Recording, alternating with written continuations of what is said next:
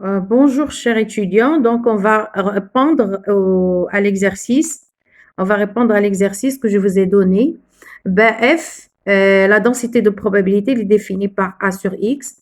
Lorsque X est comprise entre moins l'infini et moins 1, X plus 1 moins A, lorsque X est comprise entre moins 1 et 0 ailleurs. Ben, pour que f soit une densité de probabilité de la fonction de répartition R, il faut que l'intégrale de moins l'infini plus l'infini f de t d de t est égale à 1. Donc, on va prendre ça. Et rappelez-vous, je vous ai demandé de réviser votre cours d'intégrale. Donc, j'ai tracé moi l'axe. Toujours, moi, lorsque je travaille avec une densité, je trace une variable aléatoire continue, je travaille toujours sur un axe. Ben, le premier axe, lorsque x est compris entre moins 1 et moins l'infini et moins 1, ben, a sur x d de x plus l'intégrale de moins 1, 0, x plus 1 moins a d de x plus 0 égale à 1. Donc, l'intégrale de a sur x, ben, c'est a, c'est une constante. On l'a fait sortir de l'intégrale. L'intégrale d de x sur x, c'est quoi? 1 sur x, c'est la primitive, c'est ln de x. Donc, la même chose pour x moins plus 1 moins a, x plus 1 moins a, c'est quoi d de x? Donc, c'est x au carré plus x moins a. Donc, c'est 1 moins a facteur de x comprise entre moins 1 et 0, tout ça égale à 1. Ben, ce 1-là, ça va nous permettre de calculer le a. Après tout calcul fait, on trouve que a est égal à moins 1 quart. OK? Donc, on va voir comment on va déterminer la fonction de répartition. Ben, pour la fonction de répartition, f de x égale à 0 pour x est inférieur à moins l'infini.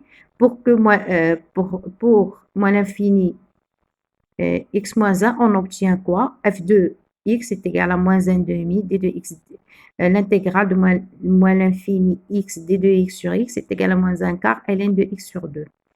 Et pour moins 1, 0, ça c'est pour moins 1, 0, ok? On aura f de x est égal à 1 quart. 1 quart. Donc, on a calculé ça. On a remplacé l'intégrale. Donc, est égal à 1 quart plus x moins 1 x et t plus 5 quarts de d de t. Tout ça, ça va nous donner les valeurs suivantes. Et f de x est égal à 1 pour que x soit supérieur ou égal à 0. Et f de x, il est déterminé de cette manière-là.